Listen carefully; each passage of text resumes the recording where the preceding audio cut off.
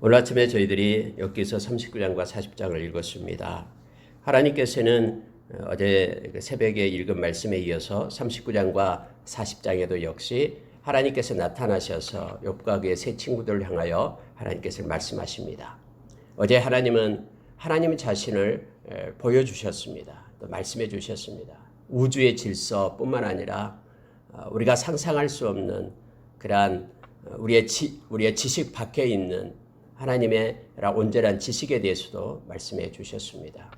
그리고 별들뿐만 아니라 이 지상에 나타나는 그러한 자연 현상들에 대해서도 하나님께서 다 운행하시고 간섭하시고 주관하신다라는 것을 말씀해 주셨습니다.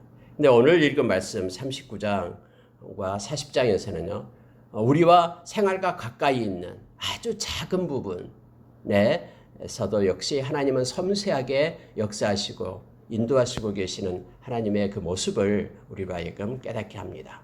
하나님은 우리가 하늘을 들어 그리고 우주 그런 넓은 광대한 그 모든 것들을 주관하시는 하나님을 보면서 하나님의 위대하심을 우리가 느낄 수 있는 반면에 아주 작은 것들을 우리가 또 들여다볼 때도 역시 하나님의 섬세하시고 온전하신 그리고 하나님의 그 위대하심을 우리가 느끼게 됩니다. 우리가 나뭇잎을 따다가 현미경으로 그걸 확대해 보면은 그 섬세하고 너무너무나 그 아름다운 모습들까지도 모두가 다 하나님께서 지으신 것임을 보게 됩니다. 확대를 하든 축소를 해서 작은 것을 보든 또 멀리를 보든 가까이를 보든 온전히 하나님의 그 아름다움과 미묘함 그런 것들로 가득 차 있고 그래서 이것을 우리가 느끼고 볼 때마다 우리는 하나님께 감사하며 그분께 영광을 돌릴 수밖에 없는 존재임을 우리가 알게 됩니다. 특히 여러분 오늘 39장의 말씀을 보면은요. 먼저 산염소가 나옵니다. 산염소가 새끼치는 때를 네가 아느냐. 하나님께서 그렇게 정하시고 그렇게 행하시고 인도하신다라는 것을 지금 말씀하고 있습니다. 산염소 5절에서는 누가 들나귀를 놓아 자유롭게 하였느냐. 누가 빠른 나귀에 매인 것을 풀었느냐. 하나님께서는 6절에서 내가 들을 그들의 집으로 소금 땅을 그것이 사는 처소로 삼았느니라. 하나님이 하셨다라고 말씀합니다. 들나귀는 집에서 기르는 나귀와는 다르게 들에서 살게끔 그렇게 하나님께서 그렇게 정하고 행하셨다라고 지금 말씀하고 계시는 것이에요. 들을 그들의 집으로 주었고 소금 땅을 그것이 사는 처소로 삼았다라고 말합니다. 이 들나귀들은 원래 소금 땅을 처소로 삼고 좋아한답니다.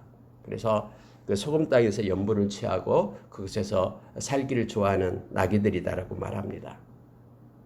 하나님께서는 온갖 종류의 동물들을 지으신 후에 그것들을 그냥 방치해 두지 않습니다. 하나님께서는요, 뭔가 이루시고 불렀으면 반드시 그것을 보존하시고 보호하시고 이끄시는 하나님이심을 이 말씀을 통해서 우리로 가르쳐 줍니다. 여러분, 우리가 데살로니가전서 5장 24절에서 우리를 부르신 이는 미쁘시니 그가 또한 이루시리라라고 우리에게 약속합니다. 하나님은 우리를 불러서 당신의 자녀 삼고 그래 이제 너희들의 힘대로 한번 잘 살아봐라 이렇게 말씀하시는 하나님이 아니십니다. 하나님은 신실하시기 때문에 미쁘시기 때문에 그런 우리의 모든 삶뿐만 아니라 하나님께서 택하고 인도하심 가운데 우리를 언제나 두고 끝까지 책임지시는 하나님이심을 우리는 압니다. 우리가 느헤미야서 8장에서도 역시 하나님에 대해서 말씀하실 때 하나님은 언약을 지키시며 하나님은 인자하심을 지키시며 이렇게 되어 있습니다. 하나님의 한번 사랑하는 그 하나님의 사랑은 중간에 어떤 고비가 있고 뭔가 있으면 끝나는 그런 사랑이 아니라 끝까지 하나님은 우리를 향한 당신의 사랑을 지키시는 하나님이심을 우리로 알게 합니다. 사랑으로 인간을 보살피는 것처럼 동물들에게도 애정을 갖고 정성껏 관리하고 계신다라는 사실을 지금 하나님께서는 여기 욥에게 그리고 이 말씀을 읽는 저와 여러분에게도 말하고 있음을 지금 봅니다. 들나귀뿐만 아니라 9절에서는 들소를 얘기합니다. 들소가 어찌 기꺼이 너를 위하여 일하겠으며 내 외양간에 머물겠느냐라고 하나님은 욥에게 묻습니다. 우리는 우리 중심으로 언제나 사람은 살아가게 되죠. 그래서 나와 상관이 있는 것들만 챙기고 나와 상관없는 것들은 전혀 우리의 의식 밖에 둡니다. 근데 하나님께서는 우리의 지식 밖, 우리의 의식 밖에 있는 그 모든 것들도 하나님은 관여하시고 통치하고 계신다라는 것을 우리는 기억을 해야 됩니다. 세상은 점점 세 가지 형태로 세 가지 사랑으로 가고 있다라고 디모데후서 3장에서 우리에게 가르쳐 주죠. 그러니까 하나님의 사랑도 나에게 유익이 되면 하나님을 사랑하고 하나님을 찾지만 나에게 유익이 되지 않고 그럴 때는 나의 의식 밖에 하나님을 두는 그런 사람의 모습으로 이렇게 나아갑니다. 그래서 점점점 하나님의 사랑보다는 사람들이 자기 자신을 사랑하게 됩니다. 그리고 자기 자신에게 필요하고 뭔가 도움을 줄 수 있는 물질, 돈을 사랑하게 되고요. 그리고 자기 자신을 즐겁게 하는 그러한 쾌락을 사랑하는 시대로 흘러가게 됩니다. 그래서 여러분 주일날 교회 와서 하나님께 영광 돌리고 하나님을 찬양하고 경배하는 것 대신에 그냥 동호회 모임이 더 앞선 거예요. 그냥 즐거운 그런 쾌락을 위해서 나가는 것이 더 앞서가게 가는 그러한 세상으로 시대로 그렇게 바꿔지고 있다라고 그 풍조가 그렇게 흘러간다라고 성경은 말하면서 그것이 곧 말세의 고통이다라고 성경은 우리에게 가르치고 있습니다. 들소가 어찌 기꺼이 너를 위하여 일하겠으며 내 외양간에 머물겠느냐. 들소는 들소대로 하나님께서 기르시고 또 하나님께서 그를 인도하시고 행한다라고 지금 말씀하고 있습니다. 아무리 들소가 힘이 세다고 해서 네가 그것을 어찌하겠느냐? 내 수고를 그것에게 맡기겠느냐? 너의 그 곡식 그 소중한 것들을 모으는 데에 마치 그 들소한테 의탁하겠느냐라고 지금 하나님께서는 반문하고 있습니다. 그러면서 여러분 하나님은 이제 또 타조에 대해서 말하고 있는데요. 타조는 그게 셉니까? 타조가 새죠. 근데 새는 원래 날아다녀야지만 새잖아요. 그래서 우리가 생각할 때 타조를 보면은 무슨 이게 완성된 것도 아닌 것 같고 새도 아닌 것 같고 하면서 불완전한 그러한 형태의 어떤 모습인 것처럼 그렇게 느껴지게 되잖아요. 근데 하나님께서는 이 타조를 들어서 다시 한번 얘기하는 거예요. 타조는 즐거이 날개를 치나 학의 깃털과 날개 같겠느냐라고 말하는 것입니다. 타조를 학처럼 생각하면 안 된다라고 얘기합니다. 학을 기준점으로 삼아서 타조는 날지도 못하니까는 저거 왜 이래 하면서 비판하고 또 그것을 갖다 이렇게 무엇을 비하하거나 또는 업신여기지 말아야 됨을 지금 하나님께서는 타조를 통해서 말하고 있습니다. 타조는 알을 그냥 낳습니다. 근데 그냥 버려둔다라고 얘기합니다. 그래서 그 타조 알이 사람의 발에 깨어질 수도 있고요. 들짐승이 밟힐 수도 있다라는 것을 타조는 생각도 안 해요. 그래서 아무데나 그냥 알을 그냥 놔버립니다. 노지에다가요. 또 그 새끼에게 모질게 대한다라고 말합니다. 16절 보십시오. 그 새끼에게 모질게 대함이 제 새끼가 아닌 것처럼 하며 그 고생한 것이 헛되게 될지라도 두려워하지 아니한다라는 거예요. 그냥 놓고 뭔가를 열심히 해도 그것이 금방 없어진다고 해도 거기에 대해서 전혀 개의치 않는다라고 말하고 있습니다. 그러면서요. 이렇게 하는 이유를 17절에서는 말하는데 이는 하나님이 지혜를 베풀지 아니하였고 총명을 주지 아니함이라. 타조에게는 그러한 의식이 없다라는 거예요. 하나님께서 그러한 의식을 공급하지 않았다라는 거죠. 그냥 아무데나 알을 낳고 그 새끼들을 돌봐야 되는데 돌보지도 않는다라고 지금 말합니다. 그럼에도 불구하고 여러분 18절 보십시오. 그러나 그것이 몸을 떨쳐 뛰어갈 때에는 말과 그 위에 탄 자를 우습게 여기느니라. 그런데 타조에게도 역시 이러한 힘이 있고 능력이 있고 장점이 있게끔 하나님께서 그렇게 만드셨다라는 거예요. 모든 인간에게도 동일합니다. 그러면서 그들로 하여금 깨우치게 하는 거예요. 각자가 나와는 다른 존재임을 우리는 기억을 해야 됩니다. 그것을 인정할 때, 다름을 인정할 때 우리는 비판하거나 판단하지 않습니다. 나처럼 이렇게 행하라라고 요구하지도 않습니다. 마치 나만이 하나님 편의 선자로 착각하면서 다른 사람을 향하여 손가락질하면서 그들을 이끌려고 강요하지 않는다라는 것입니다. 우리가 여러분 베드로전서 5장에 보면은 목자장 대신 예수님이 나타나실 때에 시들지 않는 그런 면류관을 받게 될 것이다라고 하면서 리더들에게 주시는 말씀이 있죠. 그 세 가지 말씀 중에 그 중에 추장하는 자세로 행하지 말라라고 합니다. 추장하는 자세가 아니라 그럼 어떤 자세로 하면은 그들의 본이 되게끔 행하라라고 말합니다. 그러니까 자기 자신을 향하여 가르치라라고 말하고 있는 것이죠. 역시 바울 사도도 디모데에게 그렇게 말합니다. 구원에 대해서 얘기할 때에 너 자신과 그리고 가르치는 자 그들을 살펴라라고 삼가 살피라라고 얘기합니다. 자기 자신을 먼저 살피고 또 가르치는 자도 살펴라라고 그렇게 요청. 그래야지만이 구원에 이른다라고 바울 사도는 그렇게 말하고 있습니다. 로마서 2장에서도 남을 가르치는 네가 네 자신은 가르치지 않느냐라고 우리에게 경고하고 있습니다. 우리는 겉모습을 따라가는 그런 표면적인 크리스천이 아닙니다. 우리 모두는 다 이면적인 크리스천임을 성경은 우리에게 말해주고 있습니다. 또 하나님께서는 19절에서는 이제 말에 대해서 말하고 있습니다. 말이 힘있게 그런 순종하는 동물인데 그 말의 힘을 네가 주었느냐? 그 목에 흩날리는 갈기를 네가 입혔느냐? 하면서 가장 가까이 있는 말을 가지고 하나님께서는 가르치고 있음을 보게 됩니다. 말에게 힘을 공급하는 분도 하나님이심을 성경은 말해주고 있죠.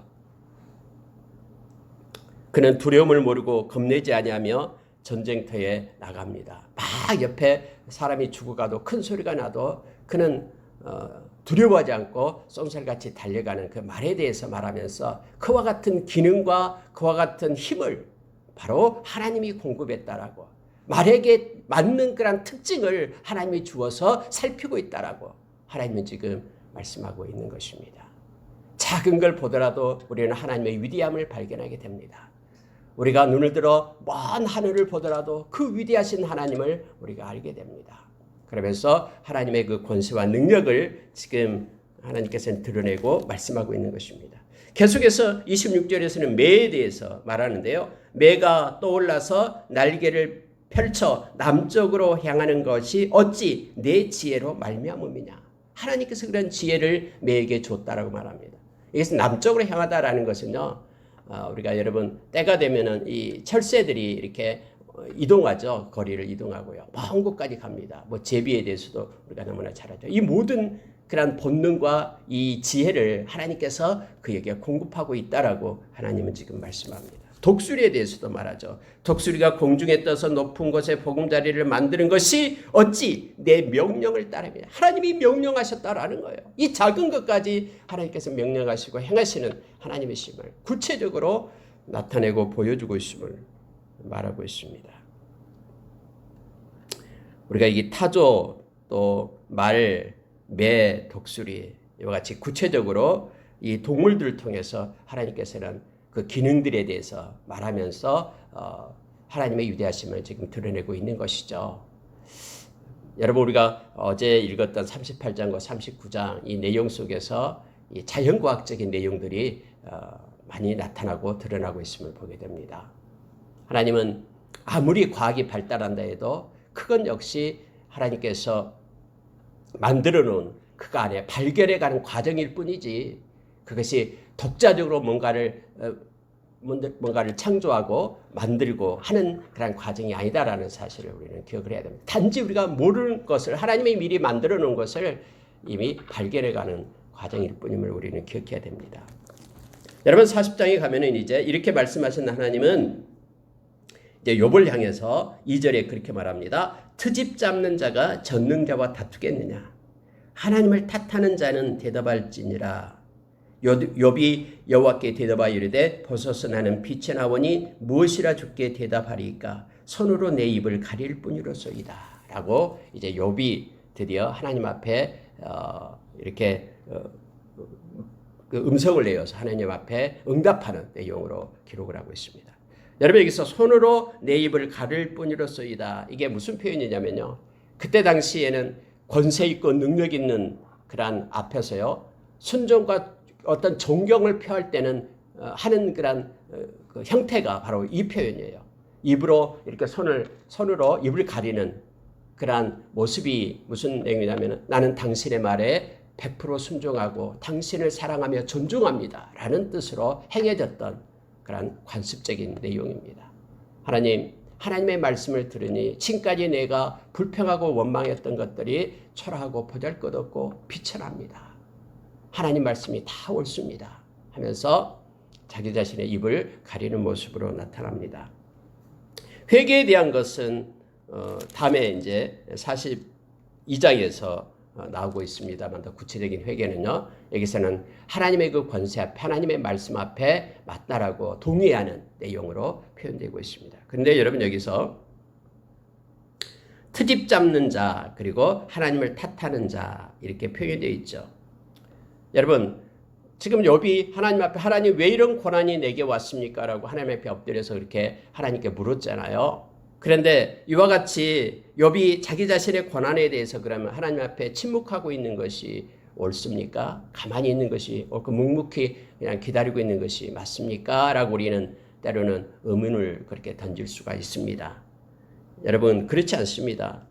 우리가 성경의 곳곳에 보면 우리가 어렵고 힘들 때 그리고 또 우리의 작은 것까지 하나님 앞에 나와서 하나님께 고백하고 하나님의 도움을 요청하고 그렇게 하라라고 성경에 말해주고 있죠. 고난도 마찬가지입니다. 어떤 고난이 올 때도 하나님 앞에 왜 이런 고난이 왔는지 깨닫게 해달라고 당연히 하나님 앞에 우리는 엎드려 기도하는 것이 맞습니다. 다만 우리가 뭔가에 대해서 의심을 품을 때에 하나님 안에서 우리가 의심을 가져야 됩니다. 이 건강한 의심이다라고 표현하죠. 또 우리가 이미 그 성경 말씀에도 역시 바울사도 그렇게 얘기를 했듯이 바울사도를 통해서 우리에게 가르쳐줬듯이 후에도 생명에 이르는 그러한 후회가 있다고 얘기하죠. 그러니까 사망에 이르는 후회가 있고요. 생명에 이르는 후회가 있고 의심도 마찬가지입니다. 말씀 밖에서 하나님 밖에서 우리가 뭔가를 의심하기 시작할 때는 그것이요. 존 칼빈도 그렇게 얘기했지만은 우리를요. 정말로 하나님을 떠나게 하는 그러한 상태까지 우리를 끌고 가버립니다. 아무리 우리가 상상력을 통해서 뭔가를 생각한다고 해도요. 말씀 안에서 할 것을 그리고 하나님 안에서 우리가 행할 것을 성경은 요청해주고 있죠.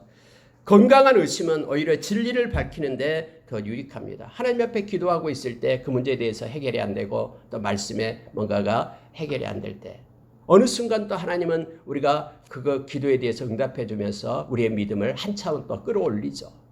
그래서 하나님이 행하시고 살아계심을 우리로 하여금 느끼게 합니다. 그래서 건강한 그러한 의심은 진리를 밝히는데 유익한 측면이 있습니다. 하지만은 여기서 지금은 욥이 지금 행했던 것을 우리가 자세히 살펴보면요. 욥은 친구들의 비난을 받게 됩니다. 위로는커녕 계속해서 비난을 받게 되니까는 욥이 이제 덩달아서 자기 어떤 비난하는 그런 감정 가운데 자기가 격화되죠. 그래서 그들과 논쟁 가운데 지금 휩싸이게 된 거예요. 욥은 자신의 결백을 너무나 확신한 나머지 점차 하나님의 사랑과 공의를 탓하는 지경에까지 이르렀음을 하나님은 지금 그걸 책망하고 있는 거예요. 계속해서 마치 그 친구들과 그냥 논쟁의 그 시합에서 이길 것처럼 그렇게 나아가는 그런 모습을 하나님을 탓하는 자 이렇게 하나님께서는 지금 보시고 책망하고 있음을 보게 됩니다. 이걸 욥은 인정하면서 제가 잘못했습니다. 비천합니다 하면서 손으로 입을 가린다라고 지금 성경은 표현해주고 있습니다. 자, 8절로 내려가 보면은요. 네가 내 공의를 부인하려느냐 내 의를 세우려고 나를 악하다 하겠느냐.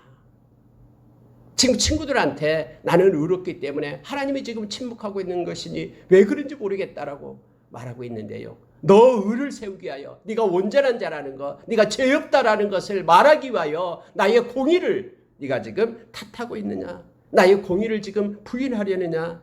네가 나를 악하다 하겠느냐라고 하나님께서 욥의 마음을 깨트려 보시고 지금 말씀을 하고 있는 것을 보게 됩니다. 그러면서 여러분 네가 하나님처럼 능력이 있느냐라고 묻습니다.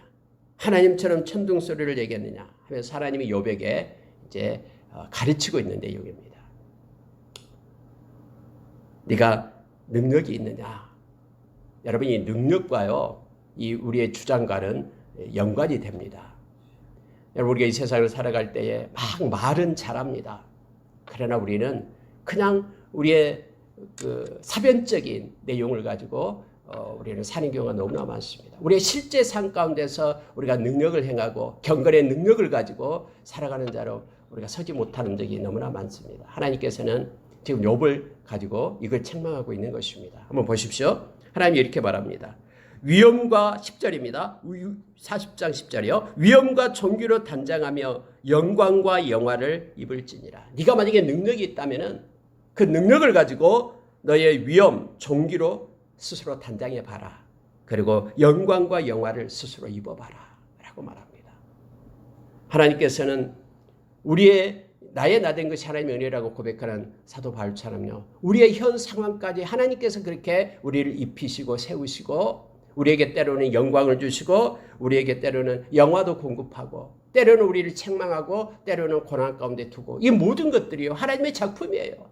하나님께서 입히시고 하나님께서 이끄심을 지금 욥으로 하여금 알게끔 그렇게 하나님은 하고 계심을 보게 됩니다.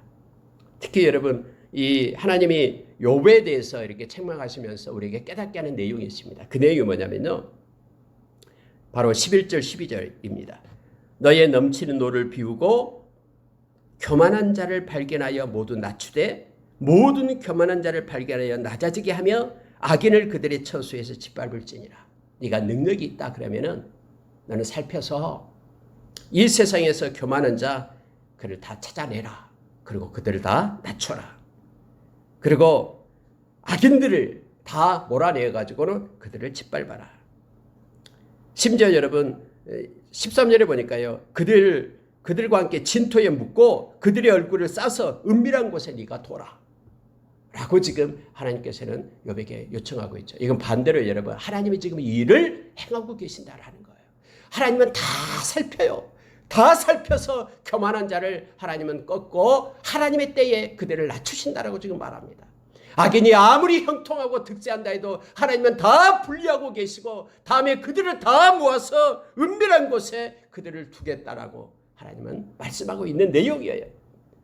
하나님은 지금 뒷짐짓고 보고 있는 것이 아니라 하나님은 너 말처럼 지금 침묵하고 있는 것이 아니라 모든 것을 살피고 하나님은 지금 행하시고 계심을 욥에게 지금 가르치고 있는 내용입니다. 만약에 네가 그리할 수 있다면은 네 오른손이 너를 구원할 수 있다고 내가 인정하리라. 그런 능력이 너에게 있다라고 내가 너에게 인정하리라 하면서 욥과 그곳에 있는 그 친구들을 지금 책망하고 있는 것을 보게 됩니다. 여러분 예수님이 부활하시고 승천하셔서 하나님의 우편에 계신다라고 말씀하죠. 하나님의 우편에 앉으셨다라는 것은요. 그곳에서 쉰다라는 뜻이 아니에요. 하나님의 우편에 앉으셨다라는 것은 세상의 모든 것을 지금 통치하고 간섭하고 있다라는 뜻이에요. 우편에 앉으시는 것은 세상을 지금 주관하고 계신다라는 뜻입니다.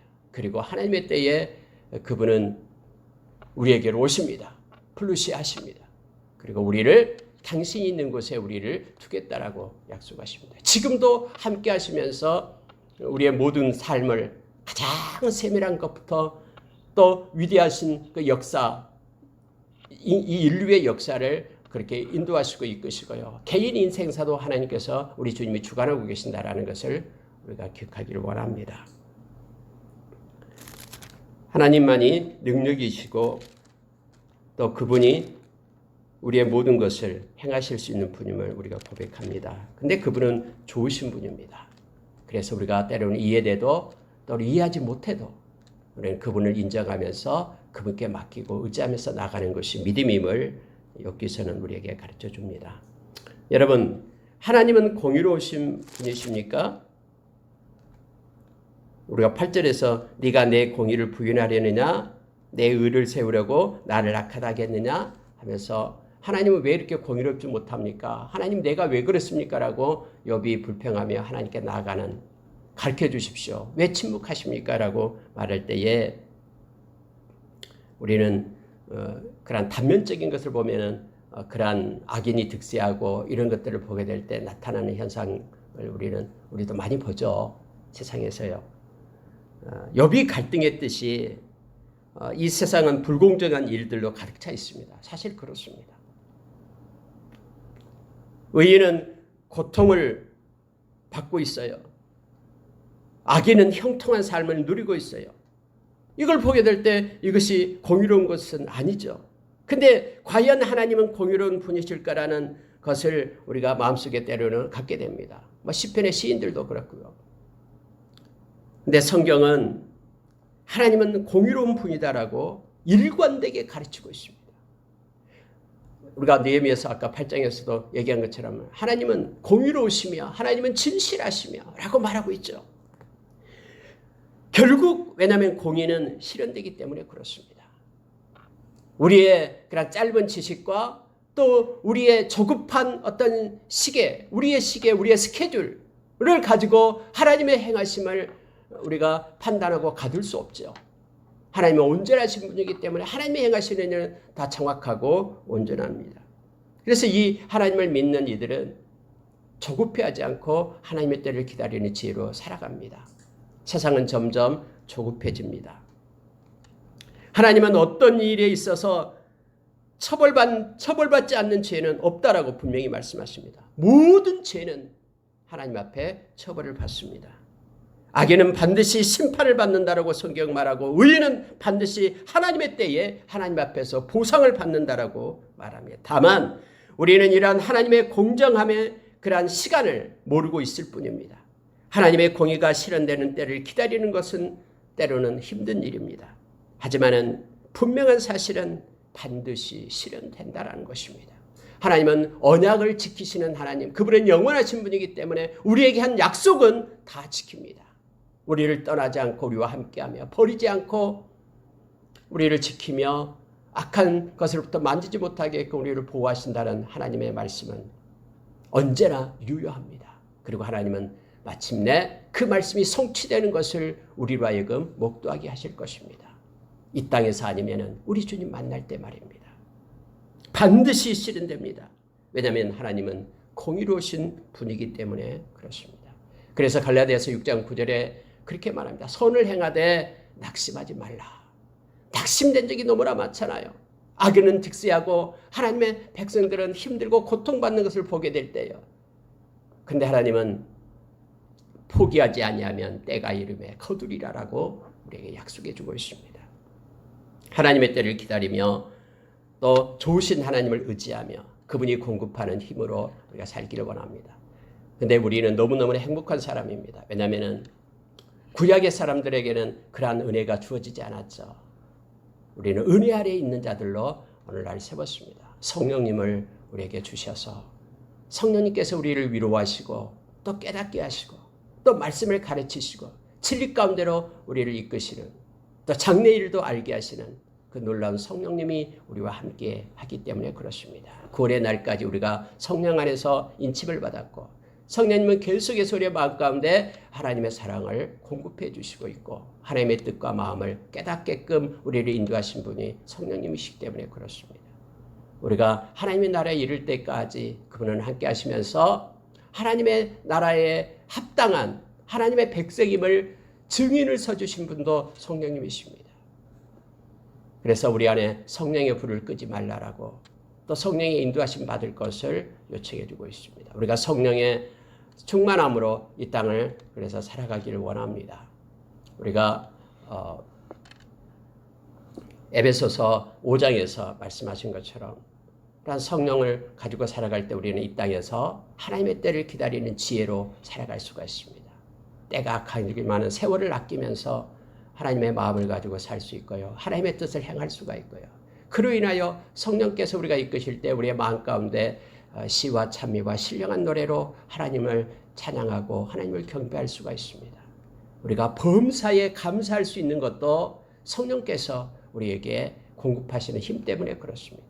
어떤 고난의 순간에도 감사하고 또 항상 감사할 수 있는 능력을 성령님을 통해서 우리가 얻습니다. 예수 그리스도의 십자가의 은혜에 우리가 경외함을 가질 수 있는 것도 성령님께서 가르쳐주기 때문에 그렇습니다. 그리고 예수님의 보혈로 인하여 믿는 형제들을 높이고 존중할 수 있는 것뿐만 아니라 피차 그들의 아래에서 복종할 수 있는 것도 성령님께서 우리에게 주시는 능력이고 힘임을 우리는 기억합니다. 하나님의 백성으로서 이 땅을 살아갈 때에 우리는 성령의 능력을 힘입고 또 성령 충만한 가운데 살기를 원합니다. 그러면서 하나님께서는 욥에게 베헤못에 대해서 말씀을 합니다. 이것은 내일 그 리워야단과 같이 말씀을 나누도록 하겠습니다. 베헤못은 하마를 얘기하고요. 리워야단은 악어를 얘기합니다. 가장 힘있고 무수할 줄 모르는 그들의 권세를 나타내주고 있습니다. 말씀을 마치겠습니다. 하나님은 위대하심은 어디에서든 발견할 수가 있습니다.